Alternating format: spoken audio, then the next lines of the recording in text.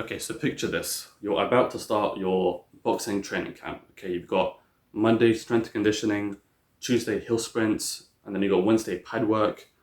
Thursday is more like more mental things you're doing, more some like reaction things. Friday sparring, like you're full on. You're training, twice a day pretty much, and you're just fully locked in. You have like that one rest day in the week, maybe two, and you're literally like your life is literally just train, eat, bit of time to shower and sleep and repeat. That's it. That's literally like that's a whole 2 3 months. That's everything for you. You're not focused on anything else. No social life. There's no like even if you have a girlfriend, you have a wife, like it doesn't matter. You're not like a lot of the times fighters won't be living with their wives, their girlfriends, right? Because that's such a big distraction, right? So Bronx for like basically like as a man, if you're doing something so intense, some like such competitive thing, a fight, a boxing match, a mixed martial arts fight, kickboxing fight, any kind of fight, right? Like it's you have to give everything, and you need all your energy, right? So like living with a woman will can take away from that a lot. I think will for sure, because you're like that softness from a woman. Like yeah, it's nice like when you come home from training camp for sure that you've had a hard spar, they can come and just like she can just like take care of you. But of course, there's like the like as men, obviously we're just obviously right. And if you're living with your wife, obviously, I don't have to say anything else. But yeah, like that softness from a woman is the most one of the most amazing things about women. Completely like how they take care of just yeah, like preparing for the food for the man when he comes home, and and everything is taken care of in the house. The clothes are clean and the food is ready on the table. He's done his duties like working in the day, and she's done her duties, right? And that makes that relationship work so well. That's why like one of the big reasons is here like some of the best couples are like this with their masculine and feminine duties, right? So, but then also living with a woman doing something so competitive like a fight can take away from that energy. So yeah, you need to be so locked in, and the mentality of a fighter, it's very no distractions, no games, no nothing. They won't spend time on anything that can take away from their fighting camp, right? From their training camp. Like for example, like the guys that they'll eat with are all like their sparring partner, their training camp, their training partners. Like for example, like they have a hard spar one day, and then it's like, all right, we're gonna quick shower and then eat together. Maybe you go to a restaurant or something, or you literally like you're I don't know eating a bit. Like there's another room connected to the gym or something, and you just eat together. You just eat your normal clean food, white rice, sweet potatoes, chicken, lots of water. It's literally like just discipline, focus, drive, hard work, determination, everything. And everyone is just getting stronger within each other. Like there'll even be guys like in the same training camp that are like teammates fighting on the same card. For example, like Israel Adesanya, I remember like if you've seen his YouTube channel, Freestyle Bender, he'll show some of like his training partners that are fighting on the same like UFC card. There's a guy called Navajo Sterling. I think that's pronounced Navajo. Yeah, Navajo Sterling. He's like a light heavyweight. He just beat Jan Blachowicz. Like in a yeah dominantly like it was yeah, which was like yeah, I say I knew that guy was like dangerous, but like to beat Khan, it was like wow, you know, the way he beat him, So yeah, congratulations to him. But yeah, like you're so like there's nothing else matters at all. You give everything to it, and people don't understand. Like casuals don't understand. What I mean by casuals is people who like just commentate on fighting, like oh AJ's washed, or Canelo, or it could be by Crawford. Oh, I thought he was gonna beat him, you know. Oh, he's done now. They'll say such silly things without even stepping foot into a boxing gym. If you haven't put yourself in that position, if you haven't been in like a hard spar, really tested yourself, you can't say anything. You cannot say anything at all. To just like give your opinion, like a man who just is completely out of shape. He's got a gut. He hates his life, and you're going, "Oh, AJ's washed." Who are you to say any of that? But you don't respect yourself. That's why you're talking that way. You know. So yeah, with those casuals, they will commentate and have an opinion on everything, or have an opinion on everyone, and they don't actually look at themselves in the mirror, look at their own reflection, be like, what am I doing wrong? They're scared to do that. It's kind of funny, like I'll see people even in the cinema. But quick side note, I watched Spider-Man Brand New Day recently, and like which is great, a very very good movie. And there was like this like couple, like young couple next to me. Then I only realized like I didn't turn my head till the end of the movie, but I think they're probably like 18 or something. But 18 was look like 14 now. Anyway, I'm going off to like so many different things, but like they were laughing at like the serious moments because they can't like handle that. Even though it's a screen, a lot of people they can't handle it. They have to like say something. You have to like make some kind of joke when there's a serious moment with like Peter Parker. I'm not gonna say anything, no spoilers, but you know what I mean? Yeah. But yeah, casuals will like to commentate on anything and everything without actually stepping foot, actually having to go and do it themselves. You know. So when you actually put yourself in that position, you actually go to the boxing gym, you actually put on the gloves, and like that moment, like if you have been to the boxing gym, MMA gym, you're putting on your gloves, and like I remember like before the first time I sparred, I was 20, so a bit late, definitely late for me to get into boxing.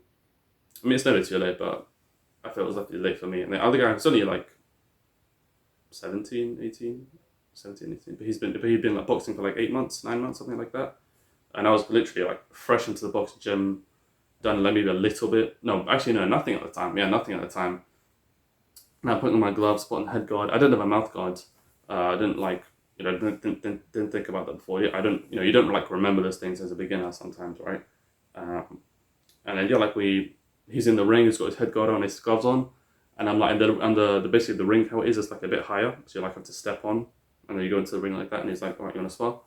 And he has his gloves on and his head guard. I'm about to put my head guard. I'm a bit nervous. Put my gloves on, step in. We start. I'm trying to be like Tyson Fury, just because it's going off what I've seen. Then he gets me, bang. And he's like, do you want me to turn it down? And I'm like, no, it's good.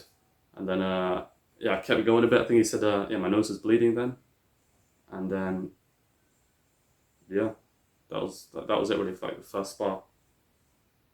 But yeah, like it's because it's scary, fighting is scary, and like guys like Tom Aspinall, UFC heavyweight, he's the UFC heavyweight champion, right? Yeah, he still is currently. Then Cyril Gane is interim UFC heavyweight champion. No, I actually kind of like forgot after the White House card. If you're working with that, yeah, to Tom Aspinall, massive UFC heavyweight champion. Dominant fighter, like, amazing fighter. He's so fast for his size, And he even said on the Dari Vassilio podcast, like, I'm scared before I get into the octagon. I'm scared before I get in there, Mike Tyson was saying as well, like he was scared to death before he'd go in. But every time as he gets closer and closer to the ring, he gets more and more confident. And then they go and I feel like a god. That's something he said. Like when he was a young man, obviously, right? But yeah, like people don't understand until you actually do it, you actually get in there yourself, and like going through a training camp is tough. It's tough on your body, tough on your mental health. It can be tough on the people around you. You give everything. You give everything. Blood, sweat, and tears. Even I remember KSI. People want to talk, make fun of YouTube boxing, what of that, influencer boxing. Again, you do it yourself. See what happens. KSI talked about in the lead up in his training camp for the second Logan Paul fight, he cried in that, which I was surprised he said, but like because it's very, very tough. That was a massive rematch, and they were doing it in LA. Then they both like moved up in weight. One got a bit heavier. I think because he agreed for cruiserweight, right? I actually still remember KSI weighed in at 193 and Logan weighed in at 199. But yeah, because it was a very, very tough training camp, for sure. Like, because that was his third boxing match, so he was still new into it. And Logan, his second one, his first one against KSI, and the rematch. Then, so yeah, his third boxing match, and like, yeah, he cried because everything in that, man. Like, you can say whatever you want, but until you've actually been in there yourself, you can't say anything. You cannot say anything. Only when you've been in there yourself, then you can have an opinion on that. Like on Canelo, on AJ. Sure, and then even then, like, those guys have been doing it years and years and years, dedicate their whole lives to it, Like even using words like I talked about Navajo Sterling, how he beat Jan Blachowicz. Even like I said, he dominated him. Even using that word, I'm a bit like I don't know if I should use that word, because you always want to be respectful, right? So yeah, no, actually I don't like that word to use that. Like he beat him better than I thought he would. You know, you always really give respect to fighters, and yeah.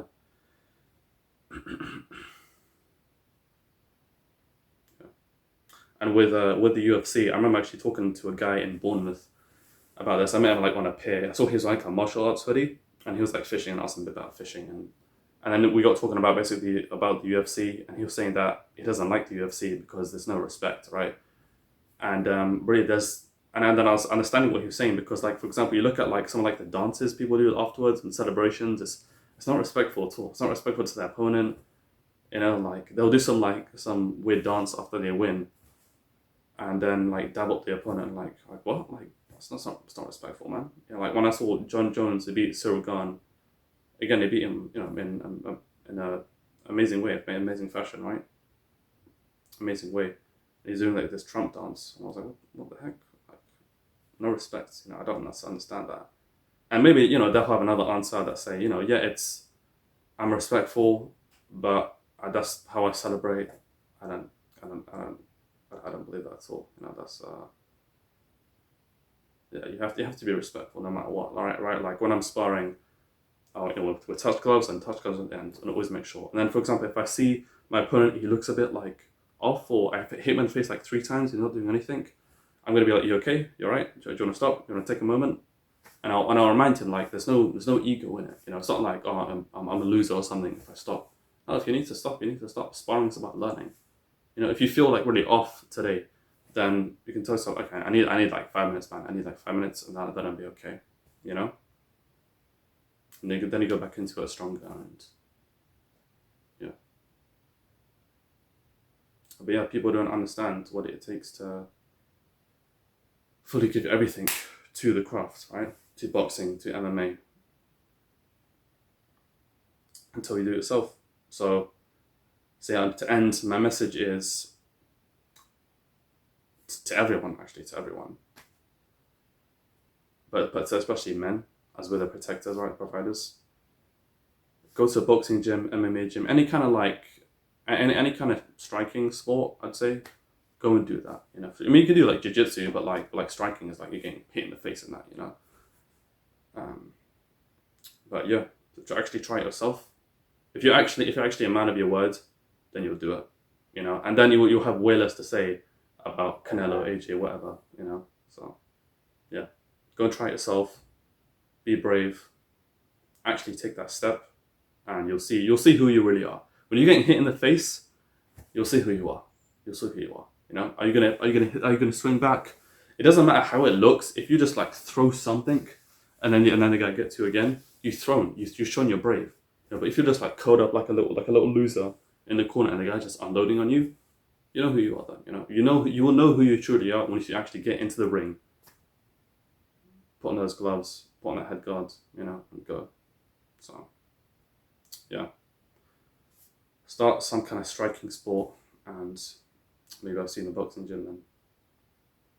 All right, see you in the next one.